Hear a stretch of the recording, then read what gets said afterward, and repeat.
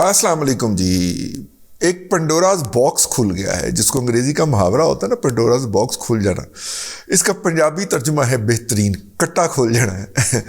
इस वक्त एक हमा वक्त जो है पाकिस्तान की जो सियासी सूरत हाल हो गई हुई है, उसमें हमा वक्त दो काम होते रहते हैं। एक तो नई नई हाउसिंग स्कीम लॉन्च होती रहती है और एक सियासी कट्टे खुलते रहते हैं। लिहाजा यहाँ पे एक्सपोर्टेबल सरप्लस का जनरेट हो जाना और किसी फैक्ट्री का या मैन्युफैक्चरिंग एक्टिविटी का चल जाना कोई मुमकिन नहीं है। जैसे ही कट्टा खुलता है, लोग टीवी चैनल चला के बैठ जाते हैं कि अब्दुल कयूम सिद्दीकी केड़े कट्टे का अहवाल बयान कर रहे हैं।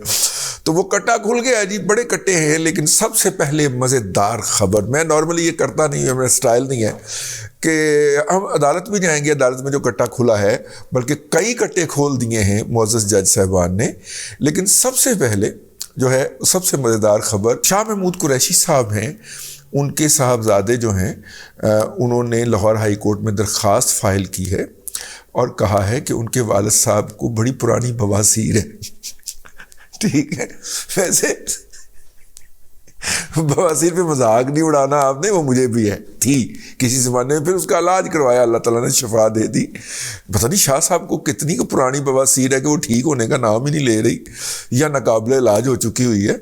लेकिन बहरहाल शाह साहब को उनके साहबजादे ने जलील किया है। बंदा को बीमारी ही बदल लेता है यार। देखो, मैं भी अपना वजन शाह साहब के वजन में डाला है, तो उन्होंने कहा जी नहीं, उन्हें ना असली बवासीर है। उसके ऊपर फिर किसी जालिम ने नुक्ता, छड़ो पर जालिम ना नुक्ता, उसने जो है वो बवासीर के मकाम का जो था ना, वो उसे फिर रीलोकेट कर दिया। उन्होंने कहा कि वो कितने, हाँ ठीक, पायल्स है, जिसे ज़्यादा रिस्पेक्टेबल लगता है, पायल है। अच्छा, अभी एक बात जो है वो मैं यहाँ पे क्लैरिफाई कर दूँ। मेरे एक प्रोग्राम के अंदर वो जब मैं जिक्र कर रहा था वो मेजर शहजाद का, तो उनके हवाले से कोई ऐसी बात निकल गई, ऐसा तासुर चला गया जिससे लगा कि शायद मैं वो फिज़िकली हैंडीकैप अफराद के बारे में कोई गलत बात कह रहा हूँ। मैं ऐसा कभी सोच भी नहीं सकता। मेरे अपने घर के अंदर 2 अफराद इस तरह के मौजूद हैं, तो मेरे से तो कम से कम ये तवक्को ना की जाए कि मेरे अल्फाज के अंदर कि मैं जनरली किसी फिज़िकली हैंडीकैप बंदे के बारे में कोई ऐसी बात करूँगा। और वो मैंने उस वक्त भी अपने अल्फाज को अगले फ़िक्रे में ही, जो मुझे लगा कि गैर मोहतात हैं, वो मैंने उनसे रुजू कर लिया था। लेकिन फिर भी हमारे एक जो सामे हैं उनको इस बात का बड़ा शिकवा हुआ, तो मैंने उनसे भी माज़रत की कि मेरी मुराद जनरलाइज़ करना नहीं था इसको, बल्कि वो एक साहब जो थे वो उनकी नेगेटिविटी बयान करना था। तो बहरहाल मैं उनसे माज़रत चाहता हूँ, ठीक है, अगर उनका दिल दुखा है। मेरा कतन मुराद ये नहीं थी। लेकिन पायल के ऊपर भी अब आपने जो है ना मेरी पकड़ नहीं करनी आपने, ठीक है, क्योंकि मैंने पहले ख़ुद को पेश किया कि जी मैं भी इस बीमारी में मुब्तला रहा हूँ, शादी से पहले की बात। फिर वो एक डॉक्टर साहब टक्कर गए, उन्होंने कहा कि जी बस ऑपरेट करवा ले। हमने ऑपरेट करवा लिया, अल्लाह ताला ने उसके बाद कभी इसकी नौबत ही नहीं आने थी। अब पता नहीं शाह साहब को कौन सी पायल है कि उनके साहबजादे ने उसकी बुनियाद बना के की है। मेरा ख्याल लाहौर हाई कोर्ट के मुल्तान बेंच के अंदर दरख्वास्त दी है। ये हैं जिन्होंने जेलें भरनी थी, माँ सदके जाए, ठीक है, केड़े केड़े बहाने ला रहे ने। वलीद इकबाल साहब हैं जी, असद उमर साहब हैं, आज़म स्वाति हैं, ये मौसूफ़ हैं। इन 4-5 के लिए तो हाई कोर्ट में रुजू कर लिया गया। मरो तो साडा दोस्त फवाद रसूल भुल्लर जिहड़ा है वो जेल 'च बैठा होया, पता चला उसको 2 अफवाहें हैं। एक अफवाह है कि उनको लिया जेल में भेज दिया गया है और दूसरी है कि मियाँ वाली जेल में भेज दिया गया। यार ये तो ज़्यादती है। फवाद रसूल भुल्लर PTI के अंदर जो चंद एक दाने हमें जो है अभी तक आपसे हाथ मिलाते हैं उनमें शामिल है। तो यार आपने, मेरा मतलब है कि उनको सीधा ही लिया ही तोड़ देता है। बहरहाल अभी तक तस्दीक नहीं हुई उसकी, लेकिन बहरहाल आप अंदाज़ा करें कि इन लोगों ने जेल भरनी है। ये इनके सारे काम ऐसे ही होते हैं, ठीक है। और इनके काम ऐसे क्यों होते हैं उसके ऊपर मैं आपको एक लतीफ़ा अर्ज़ करना चाह रहा हूँ। वो लतीफ़ा ये है कि एक फ़ौजी कानवाई जा रहा था, ٹھیک ہے. فوجی کانوائی کے اندر آپ کو پتہ ہے کچھ جیپیں ہوتی ہیں, کچھ ٹرک ہوتے ہیں, اگر وہ آرٹلری کا ہے تو 2-4 توپاں بھی نال ٹنگیاں ہوندیاں نے, ٹھیک ہے جی. اگر وہ جو انفینٹری کا ہے تو وہ اس ٹرکوں کے اندر سپاہی بیٹھے ہوتے ہیں. اللہ خیر صلاح. تو وہ ایک جگہ سے دوسری جگہ موو کر رہا تھا. تو ایک جو لانس نائک صاحب جو تھے انہوں نے اپنی فیملی بھی ایک ٹرک کے اندر نا لادلی چپ کر کے نا کمانڈنگ افسر کے آنکھ بچا کے, تو اب وہ چپ کر کے چل رہے ہیں. تو قافلہ کافی لمبا تھا, تو ظاہر ہے انہوں نے بھی ادھر ہی کوئی جانا ہوگا. تو راستے میں ایک جگہ پہ قافلہ رک گیا. وہ پڑاؤ ہوتا ہے تو پڑاؤ کر کیا, کیونکہ وہ سڑک کے کنارے پچھڑ گیا تھا قافلے کے کچھ گاڑیاں, تو وہ رک کے اس کا انتظار کرنا شروع ہو گیا.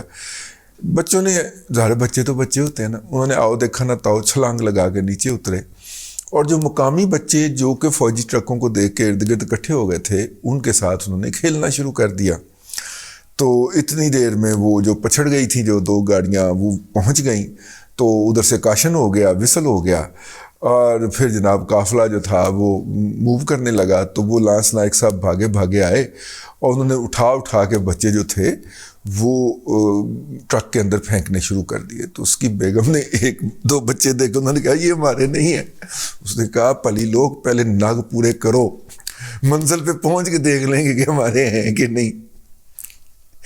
سیاست کے اندر جب وہ مداخلت کرتے ہیں تو پھر بھی وہ ناگ پورے کر رہے ہوتے ہیں.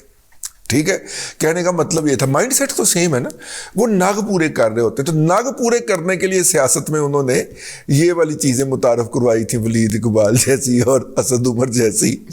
اسد عمر جو تھا وہ اس بات کے اوپر بہت متشکر تھا کہ فرنیچر کے اوپر ایک ٹاسک فورس تشکیل دی تھی جناب شہباز شریف صاحب نے 2008 کے اندر, شاید 2008 کے اندر, اور اس ٹاسک فورس کا سربراہ موصوف کو بنا دیا گیا تھا. میں آپ کو یاد دہانی کراتا پھر, چلو ٹھیک ہے. تو وہ اس بات پہ ہی بڑے متشکر تھے کہ جناب شہباز شریف نے ان کے اوپر چیئرمین بنایا تھا یا وائس چیئرمین بنایا تھا, کہ شہباز شریف نے ان کے اوپر اتنا بڑا اعتماد کیا. وقت کی بات ہے نا.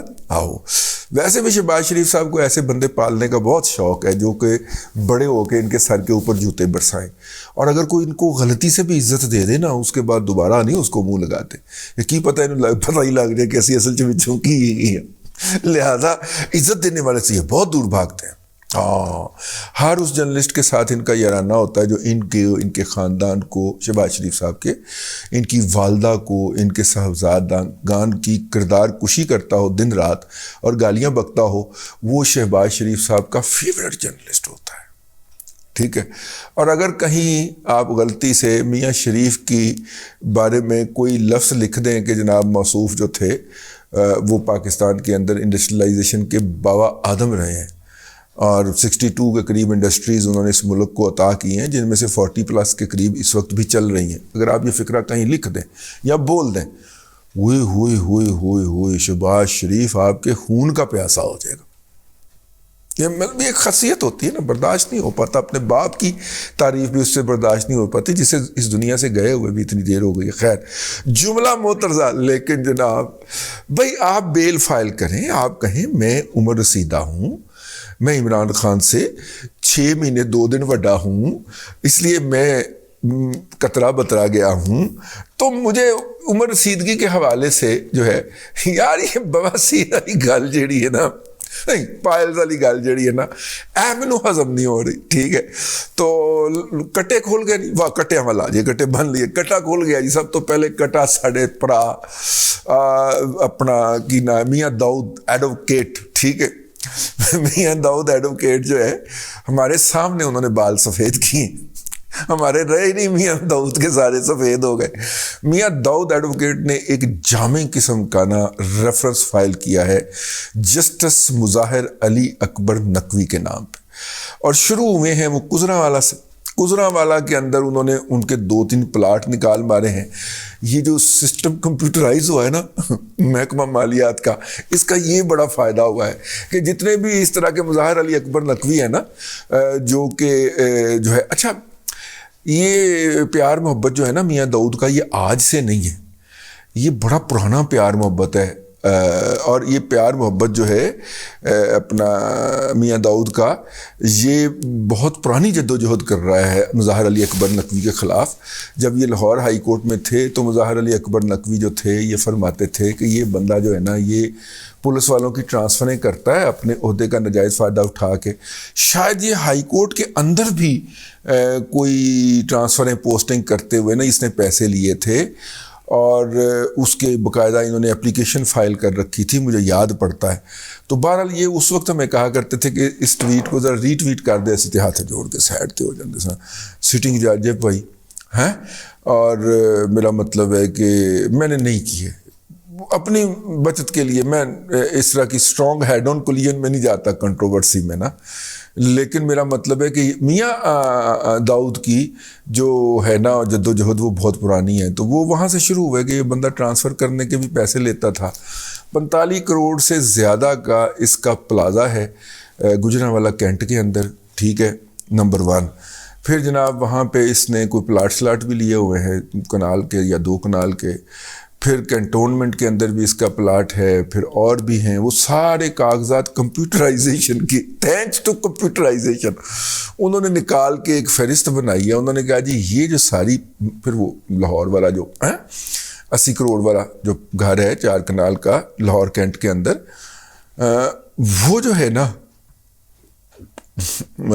وہ انہوں نے پوری ڈیٹیل اور جتنی بھی اس کی جائیدادیں ہیں انہوں نے کہا جی ان کی انکم جو ہے وہ ان کے ان اثاثوں کو جسٹیفائی نہیں کرتے، لگا نہیں کھاتے، اس لیے ان صاحب کے خلاف جو ہے وہ کارروائی کی جائے۔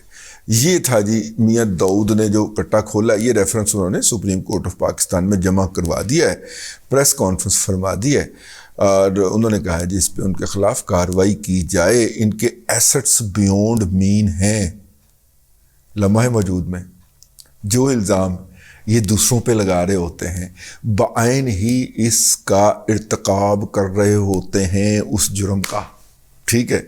یہ خاکسار کا فکرہ ہے، بس آپ نے یہ یاد رکھنا ہے جی۔ اللہ تبارک و تعالیٰ آپ کو آسانیاں عطا کرے اور آسانیاں خلق خدا میں تقسیم کرنے کی توفیق عطا کرے۔